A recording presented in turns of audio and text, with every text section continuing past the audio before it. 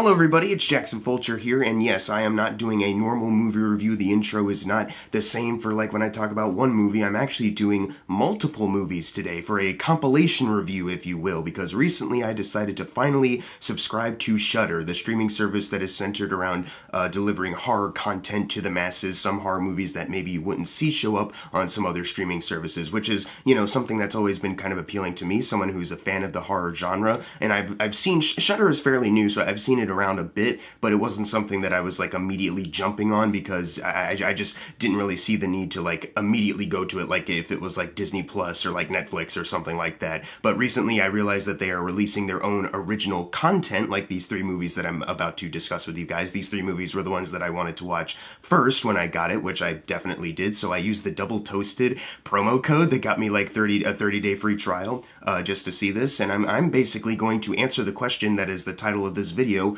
was Shudder worth it? By talking about three of its original content, which isn't even all of its original content, but this will somehow answer the question if Shudder was worth subscribing to or not, because eventually, after my 30 days, I will be paying $4.75 for it.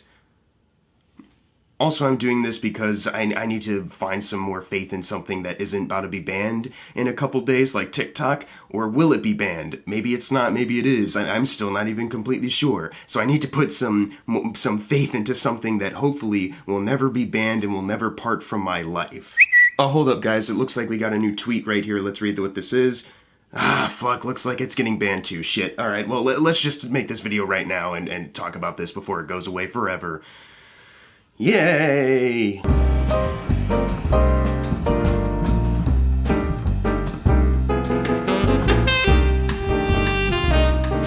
Host is probably the movie you've heard the most about out of these other two that I'm going to be talking about, mainly because not only is it a screen life kind of movie where like an Unfriended or You're the Dens, but it's also a movie that was filmed fairly recently during COVID quarantine. They actually got together over Zoom to make this horror film where these characters take part in a seance and then spooky things happen to them. You know, that just, I have to give them props immediately right off the bat to be able to orchestrate this kind of thing over a fucking Zoom. Because this isn't something that's simple to do, like, hey, let's just get on and like just say dialogue to each other. They have to orchestrate when spooky things are gonna happen to certain characters in these certain places, you know, and, you know, the fact that they're even able to compile this film together and have everything kind of flow naturally and nothing takes you out of it, you know, I gotta give them props immediately for that. Now, you're probably expecting a bait and switch where I go like, it's too bad the movie sucked though. I'm actually not gonna do that because this movie was actually pretty effective and pretty fun. I'm honestly kind of surprised that Blumhouse didn't like find out about this movie and try to like slap the Blumhouse name on it, you know, because if this was like like it had the label of Unfriended, I would honestly say that this would be their best one. Because this movie had some very effective scares to it, you know, handled in any way that was less than what this crew put in, it probably would not have worked as well. But, you know, I don't know how they're able to do it. I don't know how they're able to orchestrate this all online and in different places, but they were able to craft some very effective scares. I gotta give it up to the production team all around because they were able to make something that genuinely creeped me out when I was watching it, and I was constantly excited to see what was coming next. Even though they do have, you know, the beginning of the movie, they all meet up and you get like these vague kind of character traits, you get to know them, you get to know their personalities a bit,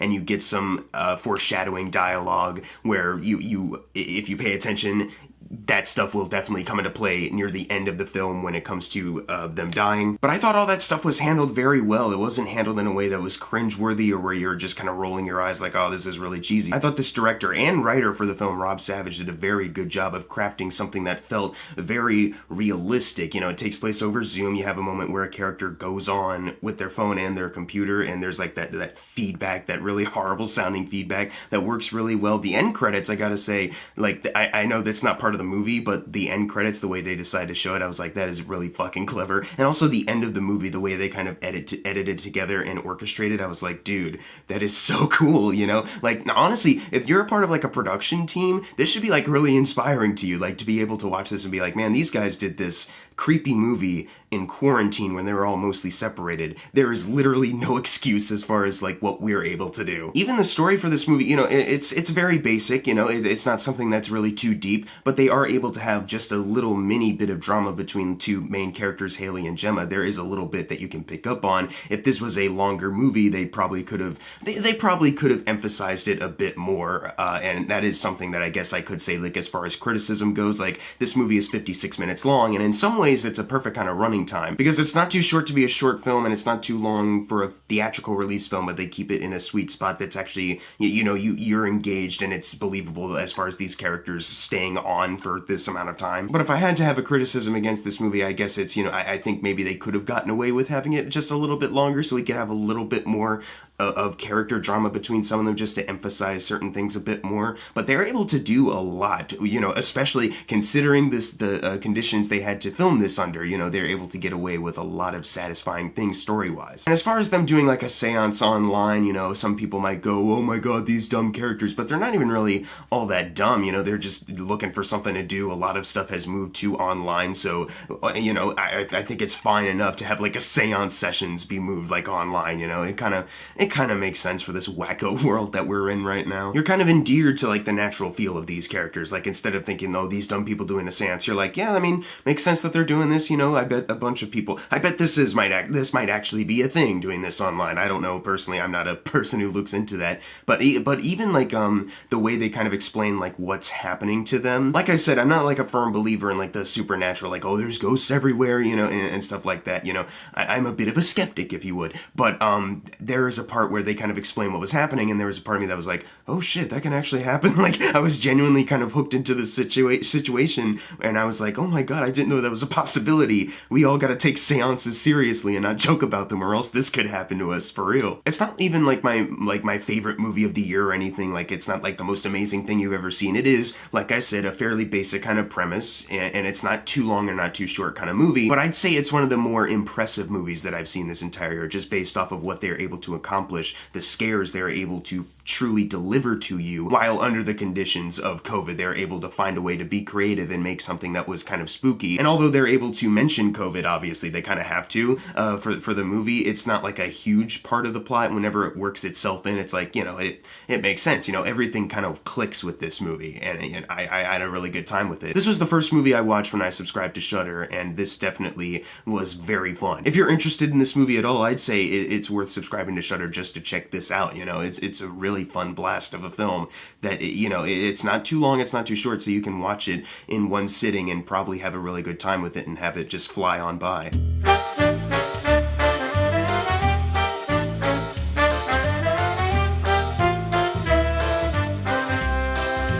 The Beach House was one that I had heard about a little bit before Host. It was this movie that some people were saying, like, it's disgusting and it's horrible, how could people like this? And then on the other end of the spectrum, I heard some people going, man, this is really good, it's a really fun movie. So I didn't really know what to expect going in. All I knew going in was that the premise seemed pretty promising, so I watched this second after Host. And this was another one that was pretty fun. Like, I gotta say, like, this isn't really a straight up horror film or like a straight up slasher. It's a message kind of horror film. And I did a Letterboxd review where I basically said this is Shudder's Midsummer, kinda. It is about a relationship, not really a toxic one like the one in Midsummer, but really like about the changing relationships, especially those of the younger generation. And looking back on the movie after it was done and kind of seeing what had happened and kind of analyzing the theme that I had picked up on, it was like, yeah, I can see where this director, Jeffrey Brown, who wrote this movie as well, it was a directing and writing debut for him, I can see where he was really making the parallels, and he was really inspired, because similar to Ari Aster in Midsummer, where he wrote that movie during a breakup, he wrote this movie about an experience he had where he traveled to Cape Cod with his girlfriend, and then they like broke it off after. He took that experience and made a whole movie kind of like that, to kind of emulate what he was feeling and what he'd kind of learned from that, which I thought was really great. I really like it when these people are really inspired to make a movie but have a message about it as well, but also make it kind of fun and put it in a scenario that is otherworldly, like this movie, and also a movie like The World's End, which is one of my favorites of all time, where it's about something, and it's something very personal, but you know, it has all these sci-fi elements. Or something like your Midsummer, where Ari Aster was writing about his breakup, but it takes place in this horror-ish cult. The lead actress in this, Liana Liberato, I thought she did a really great job carrying this. This really is her movie, and she has a lot of time to shine. Everyone in this movie does a fairly good job, which I know is probably the big concern when you look at like a streaming service doing their own horror movie. Like, oh, is the acting going to be good? Because sometimes horror movies have bad acting. Now we have one that's not even like going to theaters. It's like a straight to a streaming thing. How is it? And it's all fine, you know. There's a sense of awkwardness in the beginning, intentionally, so it works very well, and you get to like really examine these characters and what they're kind of all about, and I found that really fascinating. Noah LaGrosse plays her boyfriend, and he also does a really great job. What's great is that these guys, they aren't really bad people. Yeah, like innocent, like Jack Reynor is kind of like he's kind of like a bad guy in Midsummer for sure. But these people aren't necessarily bad people, but they're probably not right for each other, and they're kind of realizing that, you know, even though they feel like they maybe have certain commitments to each other, you know, there's this aura of change that they kind of are going through, and they're kind of slowly kind of realizing like maybe this isn't completely working out for us. And the old couple also did a really great job in this too, the way they kind of parallel the changes of a younger couple and an older couple. I think that worked really well. And then you have the horror stuff, which is all like really fun. Like some people have described it as kind of Lovecraftian, and I can definitely agree. There's a lot of really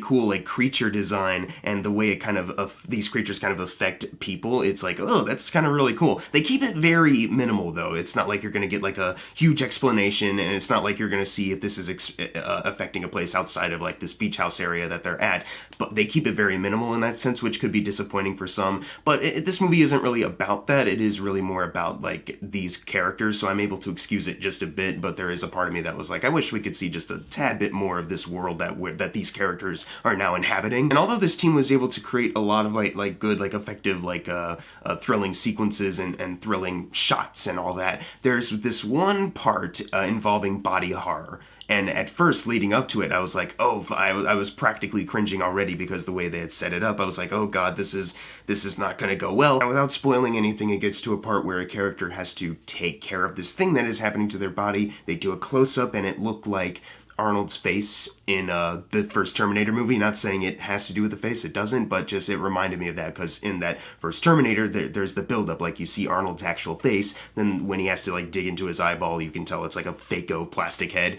And in this, that certain body part that they now cut to full frame, we're doing something gross with it, I could kind of tell like that is definitely fake and not real. Although my attention should be drawn to like this little weird creature thing that is coming out of it, I'm looking around and I'm taken out of it just a bit, because this looks like something that was literally ripped out of the 80s, but not in a good way. Like they literally just took something from the 80s and didn't try to make it like modern or anything. Any other nitpicks I kind of had, like there's a couple times where maybe I didn't think the acting was like appropriate for like what was happening to certain characters. And there's also a moment where a character goes onto what looks like a soundstage, except for like one realistic prop that they're walking to, but like if you look around them, you can kind of see a halo, and it doesn't look like they're in a real environment. Other than that though, very similar to Host. This is a very different movie than Host, but similarly to Host, I had a fun time with this movie. You know, it was a solid, well-made, effective kind of movie for what it was. And with Host, it was just, let's create a Zoom call horror film, you know, and that worked very well. They achieved what they wanted to do. And this one, it was more of a message film, and I think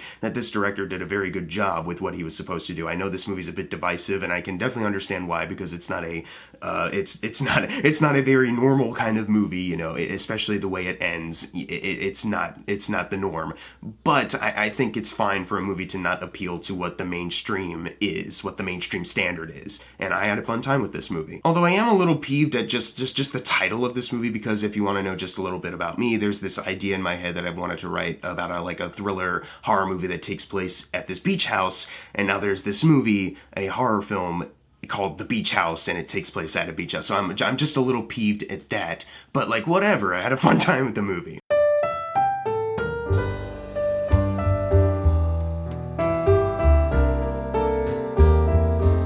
The last movie that I'm going to be talking about is a movie called The Room, and no, it's not the Tommy Wiseau one. I know that's like the obvious joke, like, oh my gosh, I'm talking about The Room. It's like, no, it's not that one. God damn it. Before I talk about the movie, I want to point out the writing credits and just point out how ridiculous it kind of looks. I mean, look at this. Look at this thing. Sabrina B. Corrine, collaboration. And then you have Eric Forestier for adaptation and dialogue and the screenplay. You have these two people just for participating. They participated in writing the screenplay. And then the director, Christian Volkmann, credited for having the original idea and for writing the screenplay. So I don't know.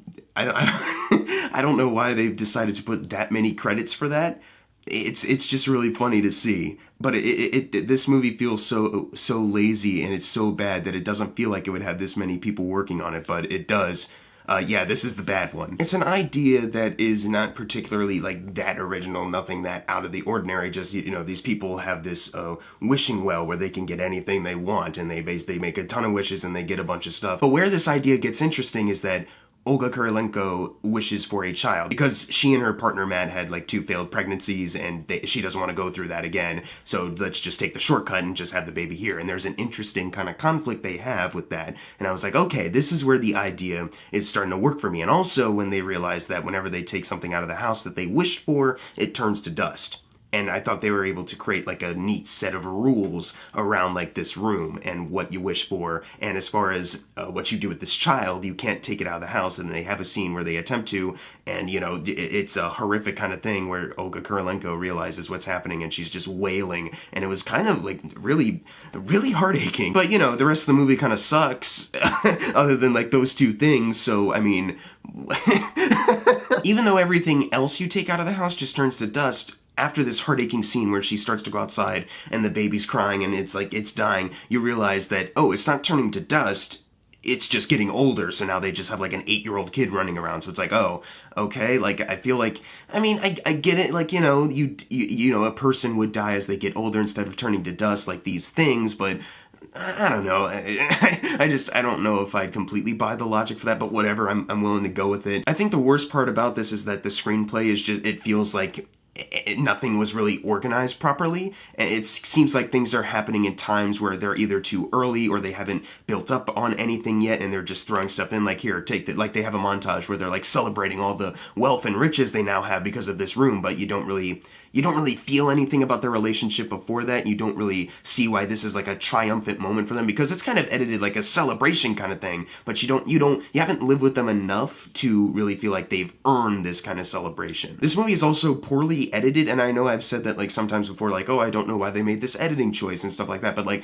for real, this movie has so many like bad cuts. Like, I can't even really describe. You just kind of have to see how they edit certain things together, and it's not like super complex edits that they do. It's like simple stuff where you're supposed to cut to another angle of the room, like another angle of the scene as it continues, but instead, once they cut to another angle, it seems like they've already moved to another location, like in the room, and they're like in a new position. It's like, do a proper flow with this edit, man. You have it feel like it's a natural transition. At times, it's almost edited like a YouTube vlog, where it's like, oh, we don't care, it's just a vlog. Cut here, you're now over here. Fuck it, who cares? I don't know who needs to be reminded of this. I didn't look up the editor of this movie, but movies should not feel like YouTube vlogs, and that goes to every editor out there. Just write that down, and we should be good. But I feel like that was an obvious one beforehand. Like, movies are not YouTube vlogs, but I guess not. We gotta teach some people that. The acting is also it's really bad. I'm sorry to say. Like, it doesn't help that the screenplay doesn't give a whole lot to this couple. Even when they throw in the